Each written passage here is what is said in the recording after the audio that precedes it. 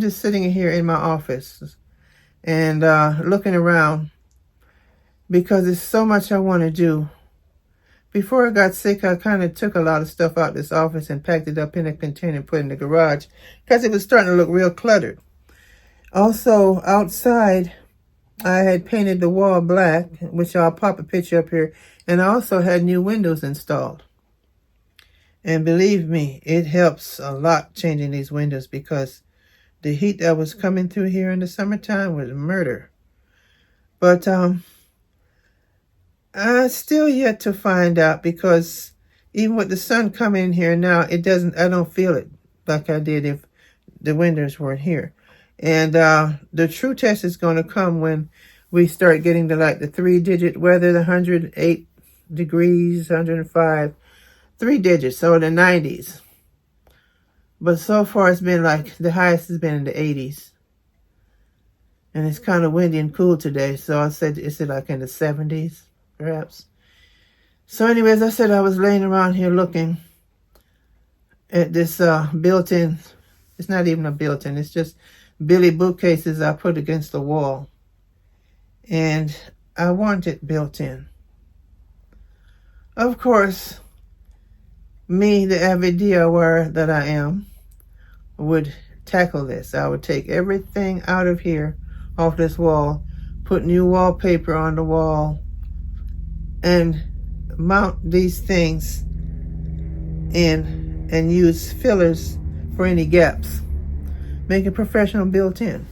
And of course my TV is hanging in the middle, of course. And the wallpaper, I like the wallpaper. I would like to change it because it looks like it's kind of separating. Now all the way at the top, I did have that wallpapered once. There's videos on here when I actually did this. And then I didn't like it, so I cut it off and left the top part green. Also, color drenched this room as well. And I just left the wallpaper, you know, as a backdrop behind. I had a picture hanging there at first, and then I put the TV up there, of course. But yeah, that's something I want to do. My backyard needs a lot of work as far as the landscaping. A couple of years ago, time goes by so fast. A couple of summers ago, I was able to do all that. In that hot sun, practically killed myself. That's when I had that new fence put up. Then, of course, I can't do anything now. I had a mock-up that I did that I want to do underneath this window on the outside once I had the windows put in. And I probably could eventually, but right now, and I'm going to wait till the weather, well, the weather is actually comfortable to do some work. I just can't do it physically, not right now. And sometimes I got to remember I'm not a young woman anymore. I'm 70 years old. And seemed like when I turned 70, everything started falling apart on me. Anyway, my front yard, I had some ideas out there, and I ended up paying my neighbor across the street to help me execute it. Well, yeah, help me because he did all the work. And I figured if I'm going to pay a landscaper or somebody to do some work, I might as well pay him. And that's what I did. And we still have some more to do. And I went on ChatGPT and I took a picture of the front of my home and asked for some landscaping ideas, just like I did the windows back here in the back. And he gave me some beautiful ideas, which I executed part of one. But I have so many other ideas because I want some plants in the front that can handle this heat. So I just have a lot of ideas, lots of ideas. It's just executing them. And I don't really want to have to pay someone every time, you know, and I don't have money like that to pay somebody to do a lot of things that I know I could do myself. But I have to realize I have to take it easy. Right now, I just need to focus on getting well. So that's what's been going on with me. I'm going to turn you around and show you. Actually, my house is a mess. And anybody that knows me knows that I keep a very neat house. And my type of mess is not what someone would consider messy. It's just stuff needs to be put away. The kitchen is full of, kitchen sink's full of dishes. But I just need to unload the dishwasher and put those dishes in there, which I'll get around that today. But yeah, the main thing I need to do is just rest. I didn't even make up my bed. I just, yeah. I didn't even bother to make the bed up. I had to get up this morning and take Manny to the doctor.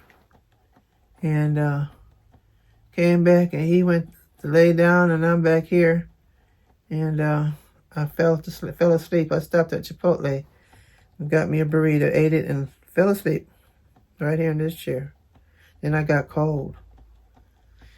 Anyway, so that's what's been going on. I just wanted to keep you all updated. I'll be back trying to get a few things. I have some videos that I have had for a while that I was going to do a video of the changes that I did in this house, to every room, you know, from start to where I'm at now, from 6 years ago to now. And I've been editing here and there, and then somehow I don't feel like it. I wanted to put it out as a 6-year anniversary video of being in this home, but never got around to it.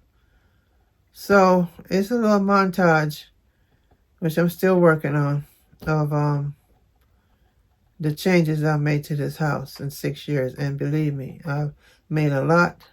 I probably don't have footage of everything I've done, but it's enough. Because some people, you know, can decorate their house and be done with it. One and done, not me. Anyway, continuing with this story time. Also, my hair, I'm losing a lot of hair. And I think it might have a lot to do with that medication that I've been taking. Or all the different medications I'm taking. Because, I mean, when I comb my hair, it's dry. It doesn't have any life to it anymore. And I used to have beautiful, healthy hair. Anyway, I'm going to wash and try deep conditioning it. But back to my story at the hospital. Now, this is one thing I'm going to tell you. Anytime they start talking about cutting on you, do your homework. Be your own advocate. I'm looking at my phone. Because these people are so quick to just, you know, do stuff to you. I hate to say it, but, you know, don't just take them at their word. I know they're doctors, they're professionals, but they're human. And in my situation, because I've been there a few times because of the AFib, and the heart rate, you know, the heart rate is going fast. They kept trying to bring it down. Anyway, they came back with a solution, and they got these student doctors, and they're trying to feed me a bunch of stuff, and I'm just looking at them because I've educated myself. I'm no doctor, but I'm not stupid. I've read up on everything that I can when it comes to my health. And they came back telling me I'm going to need a pacemaker. I looked at them like they were crazy. I didn't want to hear that. You know, so of course I refused. I said no. And I said, if I'm going to have a pacemaker put in, I need to speak to my team of specialists, my heart doctor, my primary doctor, and my lung doctor. Because at the time I had a lot of rattling in my chest, a lot of wheezing. So with that not being addressed, and then you want to do surgery on me? I don't think so. It's not a real invasive surgery, but surgery is surgery as far as I'm concerned. So I refused it. They were scheduled for Tuesday. This was, I think they told me on like a Friday, and scheduled for Tuesday. And of course I fought that all the way. I told them, no, I'm not doing it. I'm not doing it. Anyway, I was I'd already made my mind I was not going to go through it because I didn't think I needed it. Anyway, I had a roommate, of course, at the hospital. 2 people per room. And this cardiologist came in. And he was talking to the lady next to me. And I'm listening, but I'm on the phone talking to my friend. And I'm telling the particular doctor that I want because a friend of mine and hers have this particular doctor in the same medical group that I'm in. So My heart doctor, she's been so busy, I have not been able to get an appointment with her until the end of June. And I've been in the hospital 3 times. So, when he got through, I asked the nurse, who is that doctor? And she couldn't think. I said, is his last name Rivas? And she said, yes. Let me tell you. Me in my hospital gown, grabbed my phone, had my, gown on. I'm holding the back of it, got out the bed and started running the hall looking for him. Dr. Rivas, Dr. Rivas. I didn't care. There was no shame in my game because this is my life we're talking about. I get down. I went one way. I didn't see him, so I went the other way and near the nurse's station. And I saw him coming with a student. And I stopped him in his tracks. And he listened to me. I said, Dr. Rivas. And I went on, blah, blah, blah, and the whole spiel. And then he put the pacemaker in a friend of mine's and the whole bit. And he said, well, the hospital has to. And the nurses jumped in and said, yeah, we've been trying to reach you. Okay, fine. So he said, okay, I'll take a look. Dr. Rivas comes in my room later that evening. And said, I looked at all your records, your paperwork, everything. I don't see anywhere where you need a pacemaker. Let me tell you, it was like a load lifted off me because the thought of me having surgery and with my lungs and at my age and all that stuff, I was terrified. So that was a relief. So while they're constantly trying to get my thing down, Dr. Rivas, whatever cocktail he put together brought my heart rate down. That's what I'm taking now. So it's a blessing that I was able to find him, track him down, because he happened to be in the hospital that particular day. God is good. He put him there so that I could get a chance to talk to him. Because these other doctors wanted to, and I never met the doctor who wants to do the surgery on me. Never came in the room and talked to me. Just an old routine one to just pop it in there. And I think the pacemaker, let me see. Yeah, the left side, they would cut a little pocket right in here. I watch the videos. I'm like I said, I educate myself. And I watch a lot of YouTube videos on anything. And also another friend of mine is ChatGPT. Anyway, yeah, so that's what happened. So thank God I'm at home now.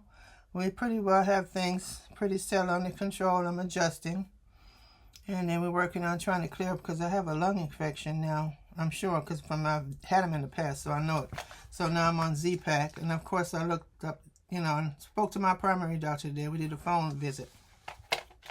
And she asked me to take these. So we're going to see if that clears everything up. If there was any infection or bacteria, whatever I might have, because I was in that hospital, So, yeah, that's what's going on. So that's my little story of my adventure in the hospital. I haven't been in enough hospitals, and I'm just so sick of them. But sometimes you need them. I was thinking another experience I had a long time ago when I was in LA at Torrance Memorial, because like I said, they're human, they make mistakes. But because of my, perseverance or persistence, I'm here today again. I was having some type of a problem. I kept running back and back to the hospital emergency room from time to time because I kept having, issues with my stomach. And of course, they give you pain medication, but I've had real pain medication. Whatever that crap they was giving me was not pain medication, a placebo probably. However, they referred me to a doctor because they were saying with the x-rays that the girls did came back said it was my gallbladder. So I go see this doctor that I was referred to about my gallbladder. And it's just something about him. I didn't like his vibe. It just, you get signals and you need to follow them because, sometimes you ignore certain things. You get signs and stuff. So it was just something about him, and he wanted to do it in the office and right away, and that just, So I left his office and went right back to the emergency room at our Torrance Memorial in Los Angeles, or Torrance, California. And the young doctor came in to see me. And he asked me a bunch of questions, and I explained to him. So he finally, after, I guess he saw that I've been there a few times. So he took the initiative. He said, I'm going to admit you, so some observation. And he admitted me. And later on, he came back with the results that I had a blood clot in my lung. So, it was not my gallbladder. I had a PE, a pulmonary embolism.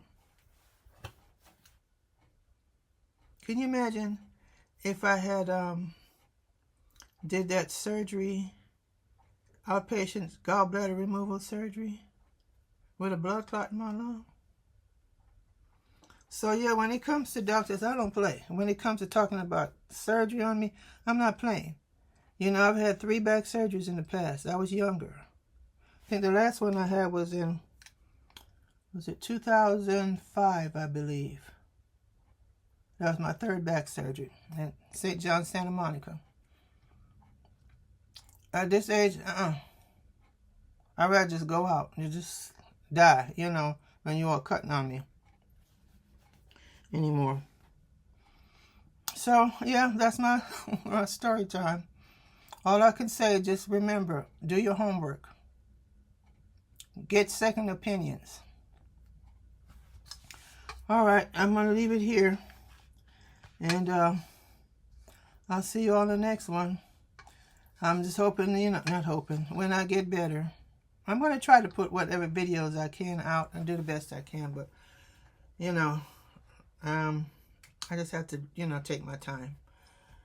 And I'll see you all soon. Okay? You take care. And please don't forget to thumbs up, subscribe, turn the notification bell so you know when I upload more videos. And I will see you on the next one. Okay? Take care. Bye.